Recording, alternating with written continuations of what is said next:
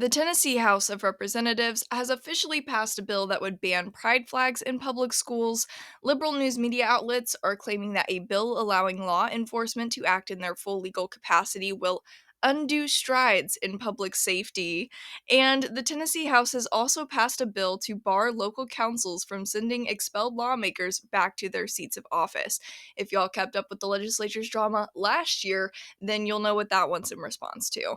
But we're going to get into all of that and more on today's Big Seven. My name is Adelia Kirchner. I'm a writer for the Tennessee Conservative, and this week I'm filling in for Brandon while he attends a big industry conference for what I'm pretty sure he told you last week is his business that actually makes him money. His business that is not a donor run publication like we are here at the Tennessee Conservative.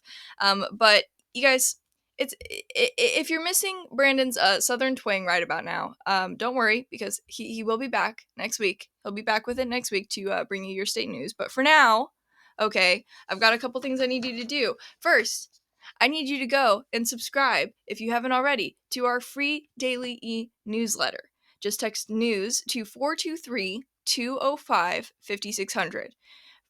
You can also follow us on the social media platforms that have not yet shadow banned us. That includes X, formerly known as Twitter, Gab, Getter, Truth, Rumble, and MeWe.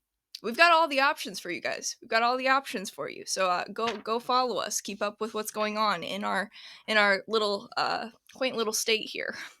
But to get into our big seven news stories for the week, first up we have media claims bill to combat Driving Equality Act will undo strides in public safety. A bill that would allow Tennessee law enforcement to operate at their full legal capacity by prohibiting local government from putting limits on that capacity would render Memphis's Driving Equality Act null and void. House Bill 1931 is sponsored by Representative John Gillespie, and Senate Bill 2572 is sponsored by Senator Brent Taylor. Both of them are from Memphis. Back in April of 2023, the Memphis City Council unanimously passed an ordinance preventing pretextual traffic stops. Known as the Driving Equality Act in honor of Tyree Nichols, this ordinance prohibits local police from making traffic stops for secondary violations such as license plates not being secured to the appropriate location on a vehicle, but still clearly displayed, or single brake light, headlight, and running light outages. Memphis police are still able to conduct traffic stops that involve both a secondary violation and a primary violation, such as aggressive driving. Critics expressed concern that the ordinance blocks law enforcement from doing their jobs by prohibiting them from enforcing the law and operating at their full legal capacity. If passed in the state legislature, Representative Gillespie and Senator Taylor's new legislation would effectively undo this Memphis ordinance. Supporters of Memphis's Driving Equality Act are naturally critics of the legislation, with the Memphis Flyer even going so far as to produce a headline reading, "Proposed legislation could undo strides in public safety in Memphis." Now, I don't know the exact context of what happened with this guy Nichols. I know it was back in 2023, back in January last year. And then that's when Memphis decided to go forward with this ordinance. But I guess my kind of perspective on it, not knowing the full details of the situation, is that there are humans. And there are relatively good humans who make bad decisions. There are relatively bad humans who make good decisions sometimes. And there's no perfection in humanity whatsoever. And there are going to be people working jobs, including people working law enforcement jobs, who probably shouldn't be doing that. They shouldn't be working those jobs because their intentions are not proper, I guess we'll say. There are people who go on power trips. There are people who do not act within their full legal capacity.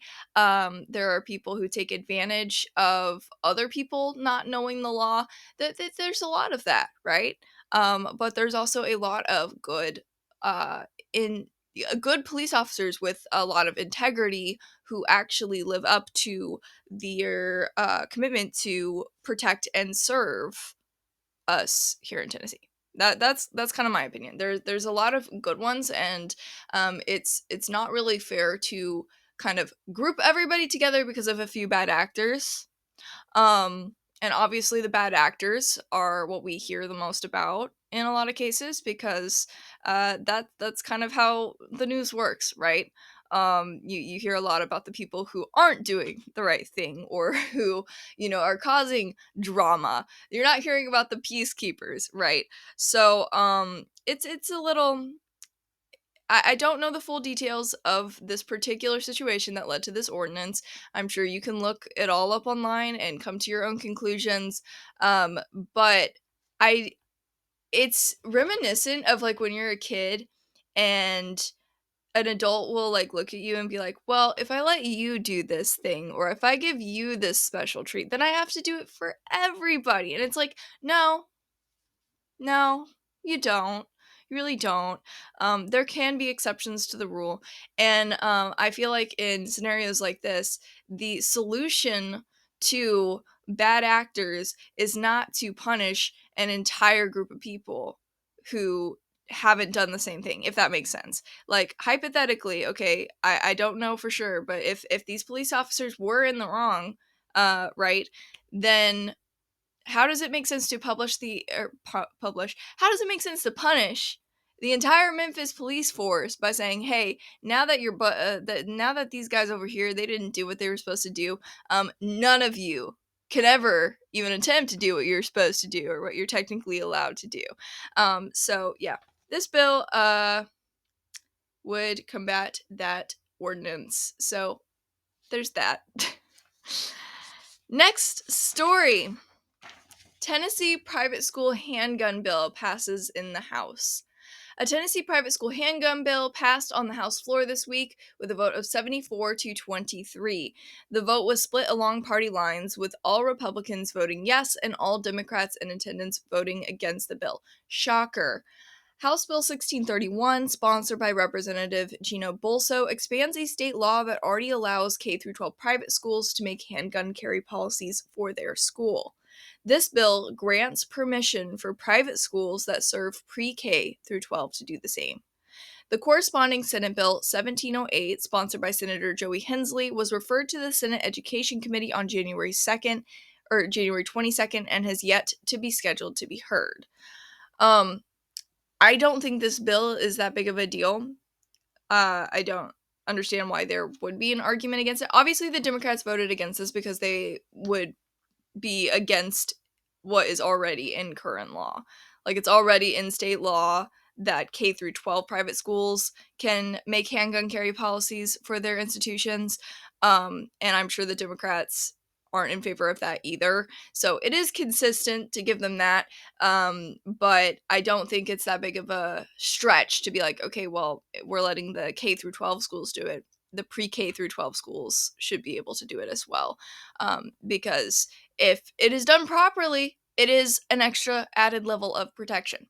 So, all right, quick ad break from our sponsor, okay, guys? Be sure to check out Mill Creek View Tennessee podcast on your favorite podcasting platform or watch it on Rumble. Our buddy Steve Abramovich recently interviewed Lori Cardozo Moore, an advocate for America's kids and special envoy to the UN for human rights and anti-Semitism on behalf of 44 million Christians. He also interviewed Jeff Hughes, former police chief of Brentwood, who is currently running for sheriff of Williamson County, and he interviewed John Miller, author and journalist. So go and check out Mill Creek View Tennessee podcast today. Next story is bill requiring parental consent for minors on social media advances in the Tennessee House. The Tennessee House Banking and Consumer Affairs Subcommittee voted this week to pass legislation that would require social media platforms to use age verification on accounts and obtain parental consent for minors to use those platforms. House Bill 1891 was introduced by co-prime sponsor Representative Jake McCalman during the subcommittee meeting. The bill, referred to as the Protecting Children from Social Media Act, I would say that's a pretty good name. That's a pretty good name right there. Would also require social media companies to verify the express parental consent for the minor to become or continue as an account holder. if someone under 18 wants to use the platform. McCalman acknowledged that an amendment to the bill provided some clarifying language while also exempting commerce platforms such as eBay, Venmo, and PayPal from the requirements. He also noted that there were 5 states that had passed similar legislation and that 4 of those states had been sued by social media companies for unnecessary burden. If the Tennessee legislation is passed, the body would leave it up to companies to decide how to implement the requirements, much like Louisiana has already done. Louisiana is the only state that has not yet been sued. That's pretty impressive. All right. The bill passed by voice vote with ayes prevailing. No member asked to be recorded as voting against the bill. The bill has been placed on the House Commerce Committee's agenda for March 5th. So, if y'all have got an opinion on this bill, okay, contact the members of the House Commerce Committee, okay, before their meeting on March 5th, and let them know if you want them to vote for or against this bill. Our opinion is really important. These things are crucial. I like this bill because, see, I wasn't allowed to have social media. I know I'm a youngster, you guys, okay? But I wasn't allowed to have social media until I was actually I think 14. I think I maybe was allowed to have Facebook when I was 13 because my mom was on there and so she could see everything I was doing. But even then, I think that was too young. Especially with everything that is on social media now and how much people are willing to share of themselves on the internet. Honestly, as an adult using social media, sometimes I'll be looking at what people are putting on these platforms, and I'm like, why? Why on earth would you put that on there, knowing that your employers can see it, knowing that your parents can see it, knowing that children, small children are on here, because there are 6-year-olds scrolling through TikTok every day. It's insane. But I'm just like the amount of exposure. I'm like that these kids are getting, on top of all the other issues of social media. Okay, the amount of exposure to things that they don't need to know or don't need to hear or don't need to understand yet. I'm like, half the stuff that's on social media, I don't even need to know as an adult. I don't even need to understand as an adult. It's completely unnecessary. So yeah, I think this is good. I think there's a lot of kids. Kids are sneaky. Adults are sneaky. Humans are sneaky. And even if a parent is like, you can't have Instagram until you're 14 or 15, there are a lot of kids that will listen to that, and then there's a lot of kids that will still sign up anyway. So I think that having a parental consent check on there, a little verification, would be a good idea. Now, whether or not that verification is effective depends on how they implement it. I don't know if this will be effective or not. For some reason, I doubt it, but you never know. You never know. Maybe we'll see some good come out of Louisiana, and I guess if this bill passes, we'll see if Tennessee gets sued by all these social media companies. All right. Our next story is Tennessee House passes bill to ban pride flags in public schools. The Tennessee House passed a bill that would ban the display of pride flags and other ideological flags in Tennessee's public schools. House Bill 1605, sponsored by Representative Gino Bolso, seeks to prohibit all but the following: the United States flag, the official Tennessee state flag, a flag that cannot be disturbed or altered under Tennessee code, the prisoner of war / missing in action flag, a flag representing an Indian tribe, a flag representing a city, county, metropolitan government, or other political subdivision of the state of Tennessee, a flag representing a unit, brand, or other division of the armed forces, including ROTC programs, a flag representing a college or university, a flag displayed temporarily as part of a bona fide course curriculum, or an official school flag. Those are the flags that are allowed to be displayed in public school classrooms under this legislation. Bolso said during the presentation of the bill that, quote, what this bill does is preserve tolerance across the board for all parents and all school children. The bill passed with a final count of 70 ayes, 24 nays, and 1 present not voting, Republican Representative Mark White from Memphis chose not to vote, while Republican Representative John Gillespie, also from Memphis, chose to vote against the bill. Interesting. Very interesting. I think this bill is perfectly fine.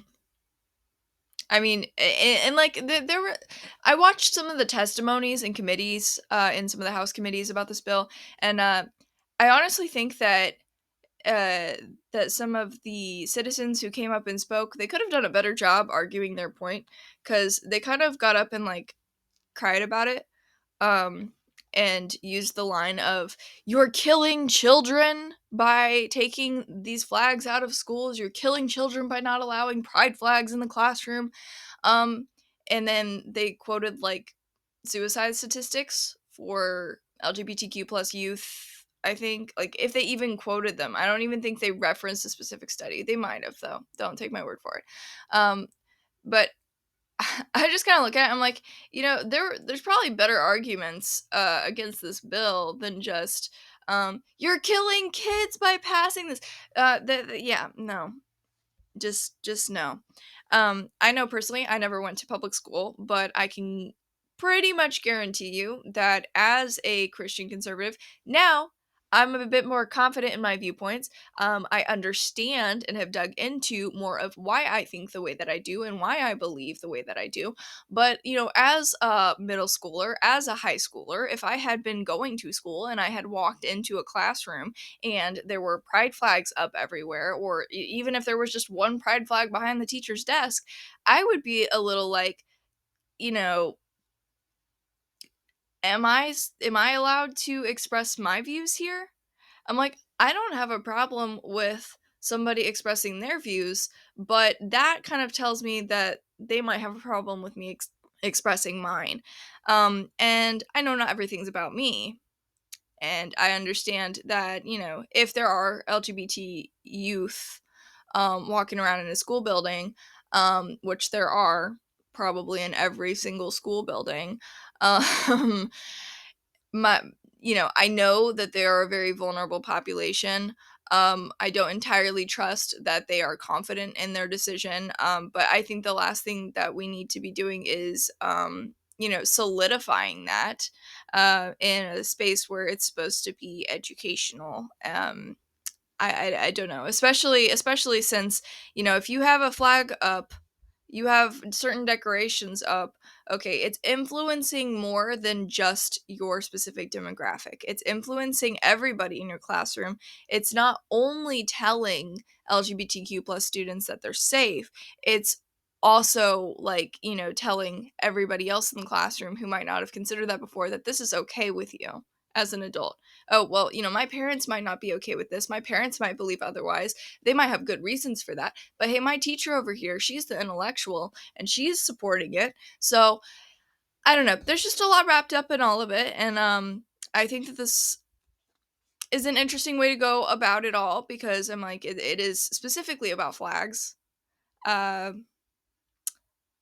it's not like it's about pens or coffee mugs, like one of the citizens who came and testified said, or brought up, like, are you going to ban pens and certain coffee mugs, and are you going to ban other things that students wear, that teachers wear, or that they own or whatever, from being in the classroom? And it's like, oh, that is a good point.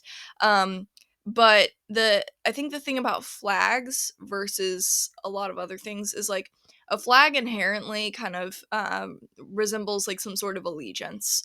You know, what happens when you when you stand up and you, oh, I don't know, say the Pledge of Allegiance to the United States flag, like, so you, a flag resembles that you are in allegiance with what that flag is in support of. I guess what it boils down to for me on this issue is that, as a teacher, as a grown adult, okay, you can very easily make it very clear to your classroom, to your students, that you are not going to be condemning them, or like, in ridiculing them for their viewpoints, for what they believe, any of that stuff. You can make that very clear without picking one specific belief system and posting it up on the wall in the form of a flag. You can make it very clear that your classroom is safe for people to express their viewpoints, for people to express their personality, for people to express what they believe, and that includes a belief that they are whatever they think they are. That doesn't mean you have to necessarily endorse every single belief system that a student may ascribe to, but you can very easily, without posting a flag up on the wall, make it clear that you don't tolerate bullying. You don't tolerate people, ridiculing each other for their belief systems. You can set a very good example without picking a specific ideology and bolstering that up and saying, well, I'm just trying to create a safe space. So that's my conclusion on that one. All right, guys, listen. Woo! We are the state's only conservative news alternative. We're the only one. And if you want us to continue to bring you the news, I kid you not, these freaking articles that we write and the subjects we cover, ain't nobody else covering it. It doesn't matter how big of a deal it is. The corporate media in Tennessee, which is about 96% Democrats, they ain't gonna cover this stuff. We're the lone voice of truth in the volunteer state. If you would go to TennesseeConservativeNews.com and hit that support button, if you give any amount, we will send you this Don't California My Tennessee bumper sticker. We'll also send you this Stop Feeding the Rhinos bumper sticker. And we will send you this directory of all your recalcitrant GOP state reps and state senators who refuse to do the will of the people. And if you give $50 or more, you will get this proud Tennessee conservative tumbler. It is so good. It's just touching it, just touching it, or maybe even petting it will lower your blood pressure, according to many studies that have yet to be conducted. And also, you will notice inside here that you will find a koozie. Everybody needs a koozie. Hey, you put that thing in your back pocket, stick it in your purse. You're going to need this thing to keep your beverages cold or hot. And we promise that it can also be used if you're out there and if the GOP decides to put billboards up again that say, "Face it, masks work," you can wear this thing around on your face just in case Bill Lee makes you put one on. All right, guys, let's move on. Let's move on to the next story here. Enough shenanigans. Our next story is Tennessee House passes bill barring local councils from returning expelled lawmakers. This is the one I was talking about at the start of today's episode, okay? Despite constitutional questions, House Republicans approved a measure on Monday that would stop expelled lawmakers from being reappointed to office. Lawmakers voted 69 to 22 in favor of House Bill 2716, which would prohibit local legislative bodies from returning former members to office after expulsion. Republican Representative Johnny Garrett led the 2023 House hearing in which Republican lawmakers expelled Democrat Representatives Justin J. Pearson and Justin Jones for leading a gun violence protest on the floor of the House. Less than a week later, the Metro Nashville Council and Shelby County Commission voted to return Jones and Pearson to the legislature, and they won special elections over the summer. No legal challenges were made against their reappointment, and much to our enjoyment, we still have them speaking from the House floor. It's just so nice, guys. Okay, let's keep reading. The House State Government Committee's legal counsel previously advised the panel that the bill would be unconstitutional. He noted a constitutional amendment likely would be needed to change the provision that allows local governments to fill vacant seats. Guidelines for House members don't include expulsion as a disqualifier, and members can't be expelled twice for the same offense. House Speaker Cameron Sexton declined recently to say where he stands on passing measures that legislators have been advised may be unconstitutional. Sexton said, "There's always people who question the constitutionality of stuff. We'll see." However, Sexton abstained from voting on the bill on Monday. Yeah, I don't know how constitutional it is either, but there's got to be something put in place, right? Like, because it's insane. It's insane to be able to expel somebody from the house and then they just can get sent right back. Like, what was the point? And then they can't be expelled again for the same offense, so they can just commit the same offense, and it's like nothing ever happened. except, oh, maybe there's a blemish of being expelled, which for the Democrats, that's not a blemish. Their supporters are like, those darn Republicans, they expelled us. They're just trying to shut us up. You know what I mean? Like it's not like Justin Pearson and Justin Jones are looked at any differently by their supporters, obviously, because they just got sent right back. They just got reelected right back. So, I don't know how we can change this and keep it in line with the Constitution, but something should be altered a little bit, probably. All right, our next story is Tennessee Toll Roads project set to begin with I-24 in Nashville. All right, all you Nashville Murfreesboro folk, this one directly impacts you and everybody in the state because I think most people end up going to Nashville at least once a year, right? Okay, so here we go. As a result of Governor Bill Lee's Transportation Modernization Act, Tennessee's Department of Transportation has been approved to move forward with plans for toll roads in the state. During a February 26th meeting of the Transportation Modernization Board, members unanimously voted to begin the state's toll road project with I-24 from Nashville to Murfreesboro. Supporters of bringing toll lanes to Tennessee have cited the major increase in population over the last several years, which has led to greater traffic on the roads. According to TDOT, over 600,000 people moved to Tennessee from out of state between 2010 and 2020. This is without taking into consideration the number of people who have fled to Tennessee from other states in the years since 2020, which we all know is a lot of people. If you have driven in the Nashville area in the last few years, you have noticed that there is a lot more people. And it's not because people here are just popping out babies, okay? There's a lot more adults that have moved here. All right. So this goes on to say that TDOT has also stated that the state's roadways are not prepared to withstand the use of this continually increasing population. However, Tennesseans will not be driving on toll roads anytime soon. The first phases of toll lane construction are not slated to begin until summer of 2026. For now, several studies will be conducted on the area of concern. They like to do that. Studies are very big in this type of stuff. This includes feasibility studies and congestion studies. Once these studies conclude, TDOT will begin to review bids from private companies that the state could partner with to complete the project. Exact numbers for how much it will cost drivers to use these toll roads are not yet available. Some Democrat state lawmakers have been pushing for local governments to have a say in whether these choice lanes are implemented in their area of the state. In response, Governor Lee has argued that his administration is not creating dedicated toll roads that drivers are forced to use, but choice roads that drivers may choose to use at their discretion. All right, y'all. It looks like we're on our last story of the day. This has flown by. This is some pretty interesting stuff. I bet you agree with me. You agree with me, right? Okay. So our last story of the day. Governor Lee signs law protecting religious freedom for Tennessee's clergy. Governor Bill Lee has signed a bill into law that provides protection of religious freedoms for Tennessee clergy members. The new law adds 10 words to the existing code and states that a person is not required to solemnize a marriage if the person objects based on religious beliefs or conscience.